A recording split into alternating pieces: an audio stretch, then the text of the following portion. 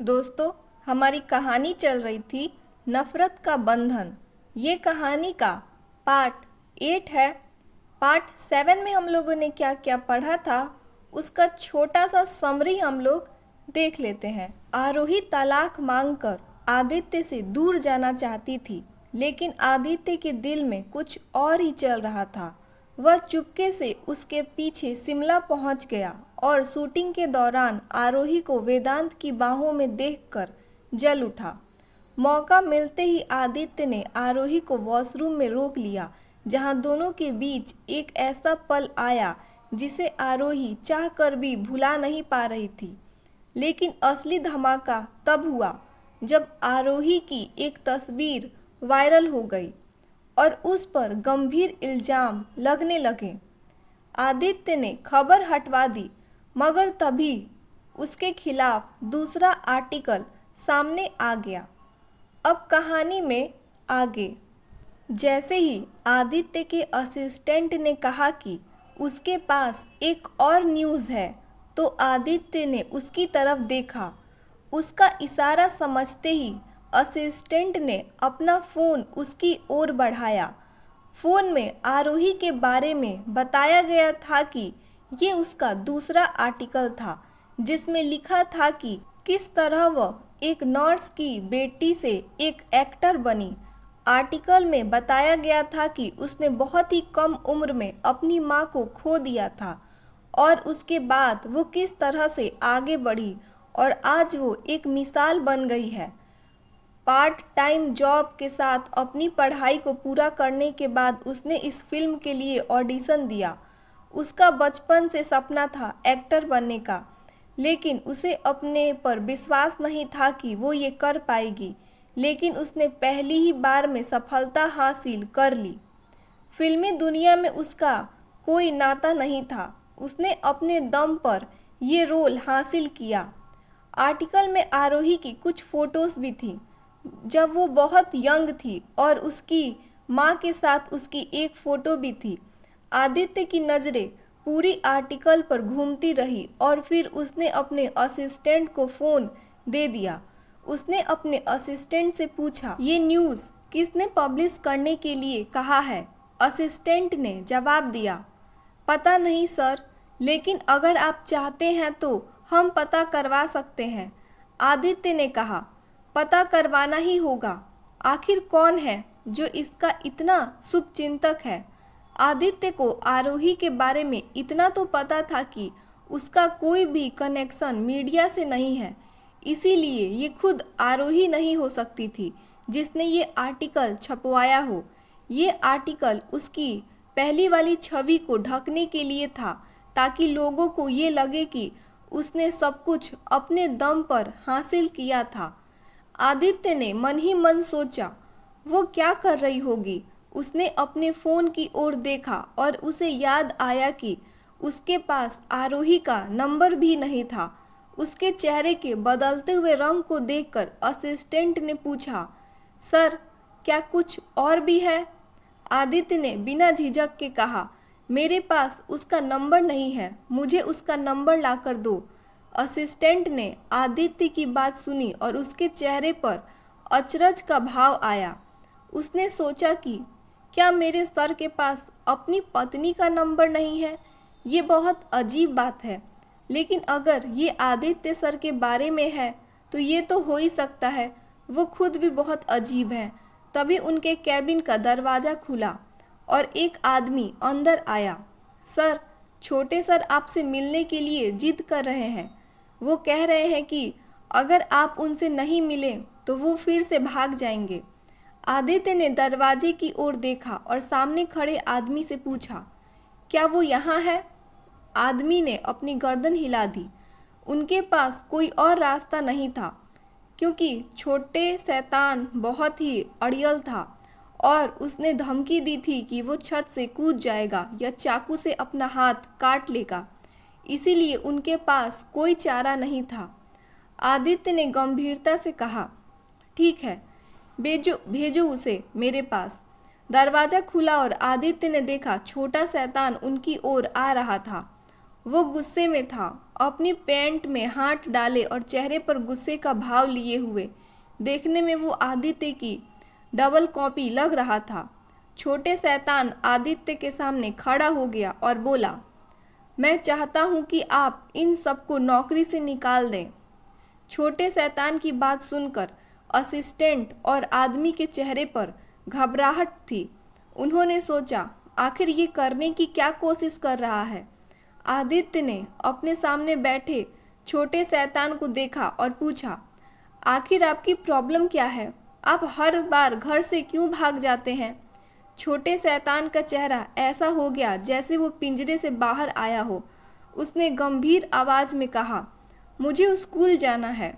आदित्य ने कहा, लेकिन आपके पास पर्सनल ट्विटर लगे हुए हैं, आपको कहीं भी जाने की जरूरत नहीं है। छोटा शैतान सीरियस हो गया और बोला, मैं घर में बहुत बोर हो जाता हूँ। अगर आप मुझे स्कूल नहीं भेज सकते तो मुझे यहाँ आने की परमिशन दे दीजिए। मैं रोज ऑफिस आऊँगा और आपकी मदद करूँगा। इससे मैं सब कुछ सीख भी जाऊँगा और वैसे भी बाद में मुझे यही सब कुछ संभालना भी है। आदित्य ने अपने बेटे को देखा जिसकी जुबान उसके कद से कहीं ज़्यादा लंबी थी।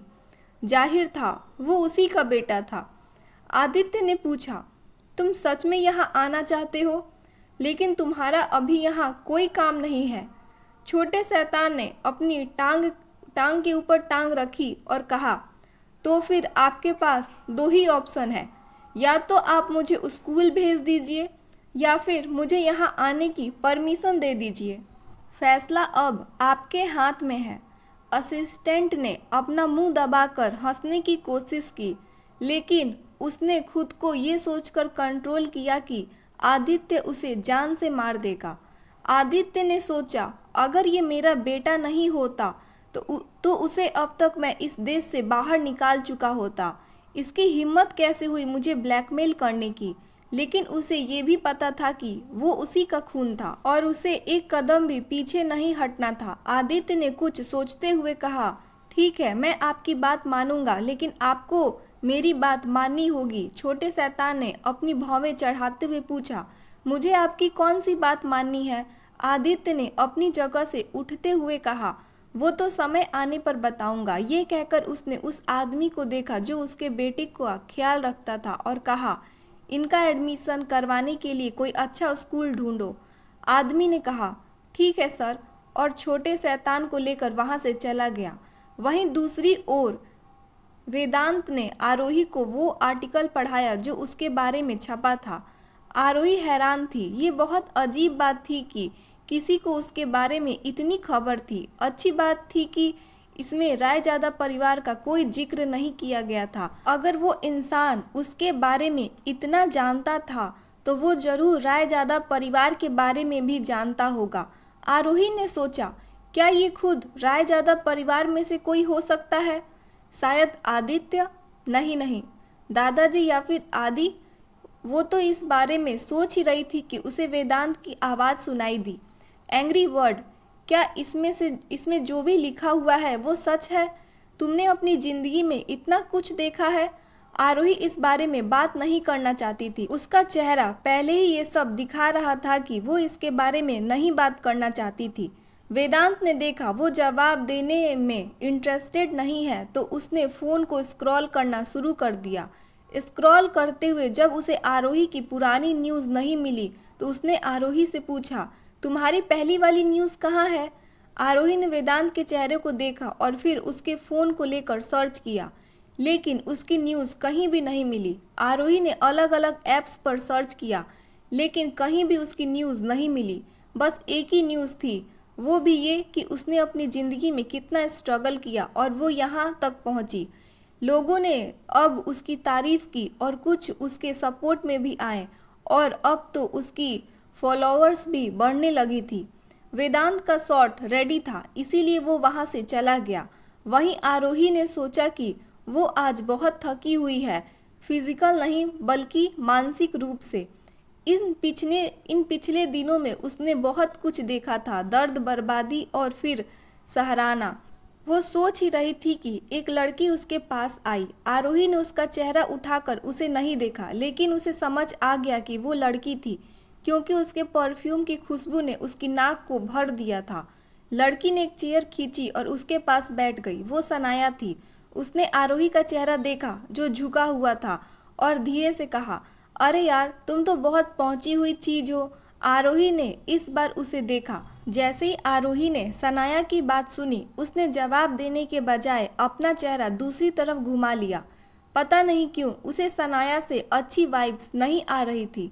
उसने पहले उसे लगा था कि शायद वो कुछ ज़्यादा ही सोच रही थी, लेकिन अब उसे समझ आ गया था कि पहले ऐसा क्यों महसूस हुआ था। जैसे ही सनाया ने उसकी ये हरकत देखी, उसे बहुत गुस्सा आया। इतना गुस्सा कि उसने अपने नाखून अपने हाथ में गड़ा दिए। ये लड़की उसके साथ ऐसा कैसे कर सकती थी। सनाया ने फिर से उससे कहा, आखिर तुम खुद को समझती क्या हो? क्या तुम कहीं की महारानी हो जो मुझे इग्नोर कर रही हो? आरोही ने अपने सामने रखा हुआ पानी का गिलास उठाया और एक घूंट पानी पीकर वापस रख दिया। सनाया उसके सारे मूवमेंट को देख रही थी और उसे लग रहा था कि जैसे उसका दिमाग फट जाएगा। ये लड़की उसे फिर से इग्नोर कर रही थी। उसे इतना गुस्सा आया कि उसने अपना आपा खो दिया। आरोही के सामने रखा पानी का गिलास उसने एकदम से उठाया और आरोही के ऊपर उड़ेल दिया। आरोही ने हैरानी से उसे देखा और फिर उसके हाथ में पकड़े हुए गिलास को देखकर कहा, are you out of your mind? तब तक सबकी नजरें उनके ऊपर चली गई थी। आरोही के भींगे हुए कपड़े और सनाया के हाथ में मौजूद गिलास देखकर सबको पता लग गया कि वहाँ क्या हुआ होगा। वेदांत जल्दी से आरोही के पास आया और उसके साथ खड़ा होकर सनाया को गुस्से से कहा, ये तुमने क्या किया? क्या तुम पागल हो गई हो? सनाया हंसते हुए बोली, पागल मैं नहीं, पागल तुम सब हो गए हो। क्या तुम्हें दिखाई नहीं देता ये लड़की कैसी है? ये एकदम कैरेक्टर लेस और गिरी हुई लड़की है, फिर भी आप सब इसे फिल्म में रख रहे हैं। इसकी वजह से हमारी फिल्म पूरी तरह से फ्लॉप हो जाएगी। मेरी बात मानो और इसे यहाँ से निकाल दो। और वेदांत, तुम जो इसके आगे पीछे घूमते रहते हो, तुम देखना ये तुम्हारा भी पत्ता जल्दी से काट देगी। सेड अप, वेदांत ने गुस्से से कहा। उसका मन कर रहा था कि वो इस लड़की को यहाँ से बाहर निकाल दे। उसने फिर आरोही की तरफ देखा और कहा, आरोही, तुम जाकर सबसे पहले कपड़े बदल लो। उसने अपनी गर्दन हिलाई और वहां से चली गई। उसने आसपास नज़र घुमाई तो उसने देखा कि सबके कैमरे ऑन हो गए थे। उसने फिर चिल्लाकर कहा, अगर किसी ने भी ये वीडियो बनाई है और अगर आज के बारे में कुछ भी इंटरनेट पर आया तो फिर उन सबको मैं बाहर निकाल दूंगा, फिर चाहे वो कोई भी क्यों ना हो। वेदांत बहुत थक चुका था रोज रोज की न्यूज़ से। उसे अब कोई भी कंट्रोवर्सी नहीं चाहिए थी। एक तो वो ढूंढ नहीं पा रहा था कि इन सब के पीछे कौन था, ऊपर से रोज नया ड्रामा हो रहा था। डायरेक्टर ने सबकी तरफ देखकर कहा, सब अपना अपना काम करें और सनाया, तुम मेरे साथ आओ।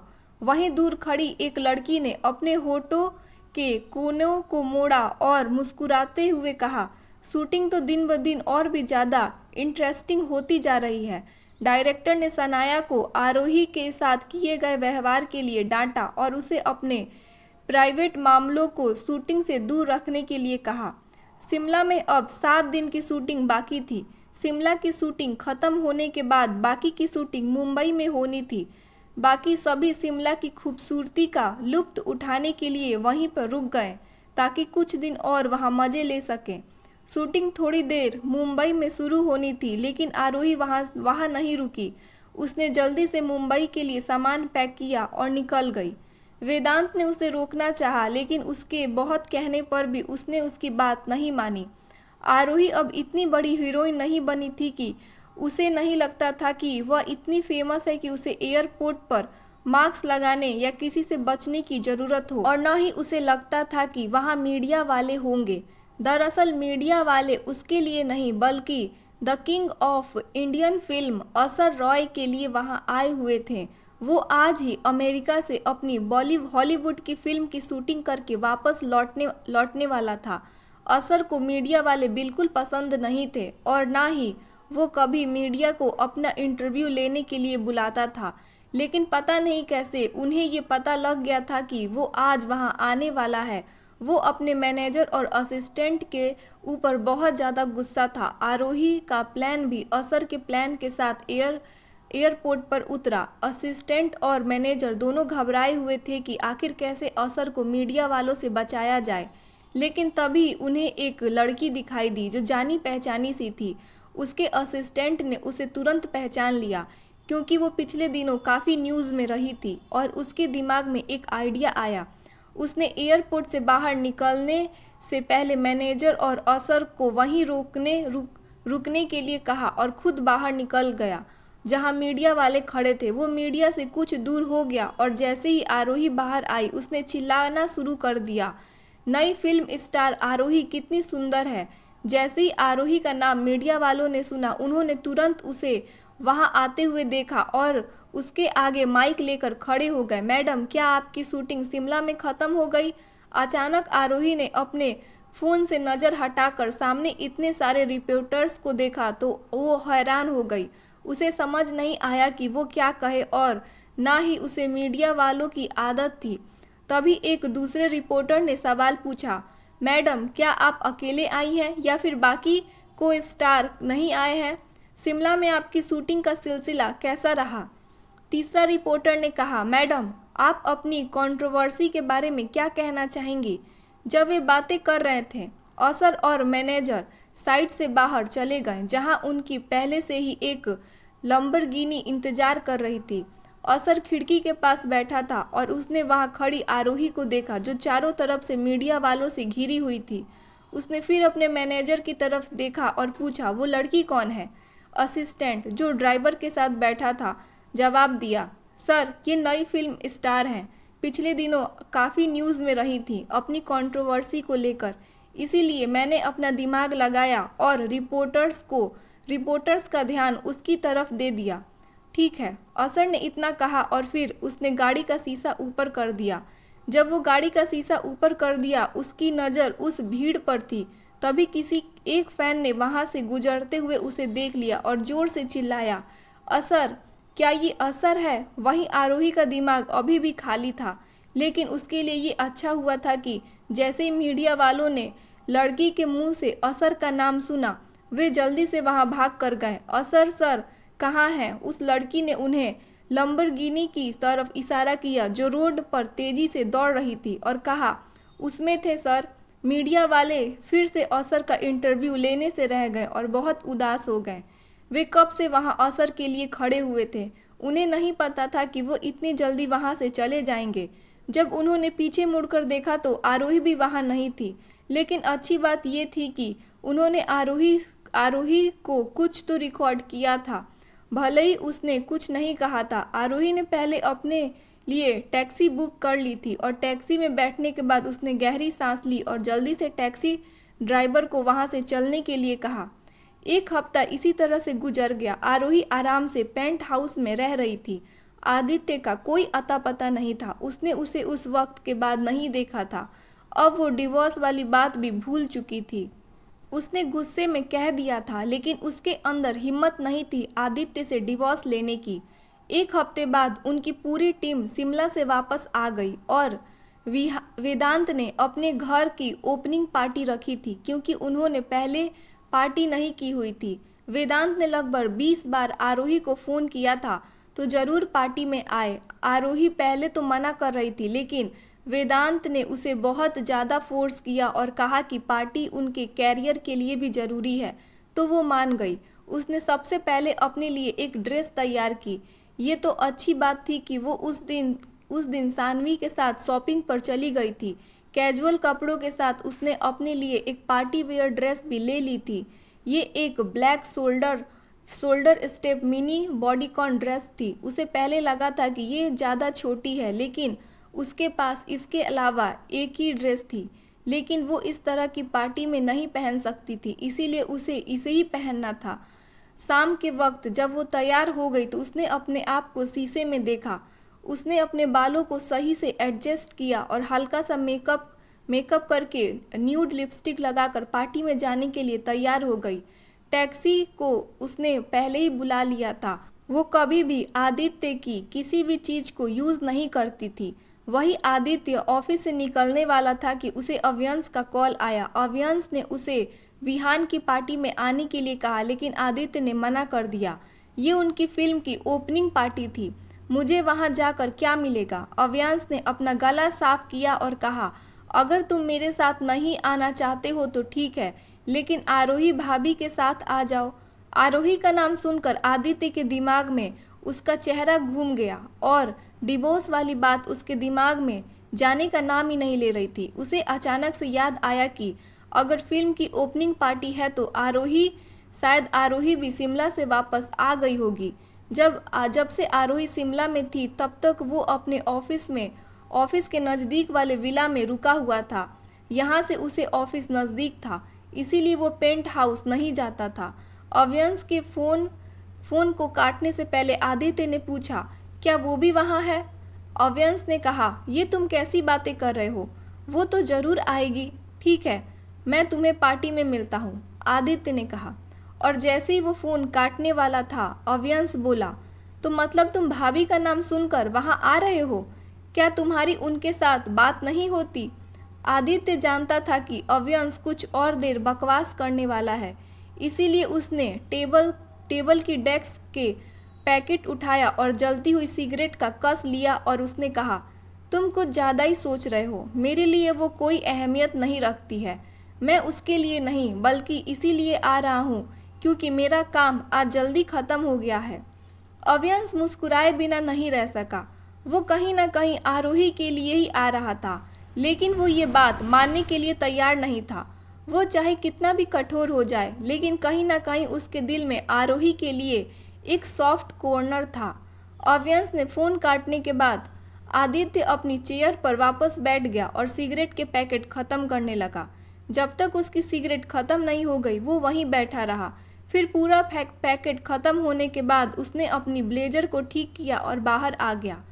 वहीं आरोही जब पार्टी में पहुंची तो लगभग सब लोग वहां आ चुके थे, लेकिन जब आरोही आई तो पार्टी में जान आ गई, क्योंकि वो पार्टी का सेंटर ऑफ अट्रैक्शन बन गई थी। वो बहुत हॉट लग रही थी। आरोही का ये रूप किसी ने पहले नहीं देखा था। फिल्म में उसका किरदार एक मिडिल क्लास लड़की का था और उसने ज़्यादातर ट्रेडिशनल कपड़े ही पहने हुए थे। सूट पर वो अक्सर कैजुअल कपड़े पहन कर आती थी, लेकिन आज सभी को पता लगा था कि आरोही सिर्फ क्यूट ही नहीं बल्कि हॉट भी है। वेदांत का मुंह खुला का खुला रह गया। वो जल्दी से उसके पास गया और बोला, एंग्री बर्ड, ये सब क्या है? तुम्हें इतने छोटे कपड़े पहनने की क्या ज़रूरत थी? तुम्हारी टांगें कितनी चमक रही हैं। क्या तुम सबको घायल करना चाहती हो? आरोही का चेहरा उसकी बात सुनकर लाल हो गया। उसने धीरे से कहा, लेकिन एक एक शब्द पर जोर देते हुए कहा, तुम अपने शब्द सोच समझकर इस्तेमाल क्यों नहीं करते? वेदांत ने चारों तरफ नज़र घुमाई और कहा, देखो, सब तुम्हें देख रहे हैं। क्या ये अच्छी बात है? क्या तुम्हें अनकंफर्टेबल फील नहीं हो रहा है? आरोही ने कहा, नहीं, मुझे क्यों अनकंफर्टेबल फील होगा? मेरे हिसाब से मैंने कोई बुरे कपड़े नहीं पहने हैं। वेदांत ने कहा, हाँ, लेकिन तुम कुछ ज़्यादा ही अच्छी लग रही हो। तुमसे भी ज़्यादा रिवीलिंग कपड़े यहाँ और लड़कियों ने पहने हैं, लेकिन तुम्हारी बात ही अलग है। देखो खुद को जरा। आरोही ने जवाब दिया, मैं देख कर ही आई हूँ, इसीलिए मुझे पता है। अब मुझे परेशान करना बंद करो। आरोही ने इतना कहा ही था कि एक लड़की की आवाज़ सुनाई दी, आरोही, तुम तो बहुत ज़्यादा हॉट लग रही हो। आरोही ने देखा कि वो लड़की और कोई नहीं बल्कि अमीरा थी। वो आकर उससे गले मिली और अमीरा ने मुस्कुरा कर कहा, अरे तुम भी कोई कम नहीं लग रही हो। अमीरा ने कहा, लेकिन तुमसे तो कम ही लग रही हूँ। अपनी ये हॉटनेस अभी तक कहाँ छुपा कर रखी थी? आरोही उसकी बात सुनकर मुस्कुरा दी। उसके बाद उन्होंने फिल्म के बारे में कुछ बातें करनी शुरू कर दी। वेदांत थोड़ी देर तक उनके साथ खड़ा रहा, लेकिन जब उसने देखा कि उन दोनों की बातें ख़त्म ही नहीं हो रही हैं तो वो वहाँ से चला गया। तभी अचानक दरवाजे पर एक आदमी आया जो ब्लैक थ्री पीस सूट पहने हुए था और अपनी पैंट की जेब में हाथ डाले अंदर आ रहा था। उसके पीछे उसका असिस्टेंट और मैनेजर था। जैसे ही वेदांत की नज़र उस पर पड़ी, उसके चेहरे पर एक बड़ी सी मुस्कुराहट आ गई। वाइन का गिलास लिए वो उस ओर बढ़ने लगा और कहा, असर भाई, आप आ गए। क्या होगा आगे जब आदित्य पार्टी में आएगा? क्या मोड़ लेकर किरदारों की ज़िंदगी में बदलाव आएगा? जानेंगे कहानी के नेक्स्ट पार्ट में। जुड़े रहिएगा कहानी को लाइक कीजिएगा, हाइप का बटन दबाइएगा। मिलेंगे कहानी के नेक्स्ट पार्ट में, तब तक के लिए राधे राधे।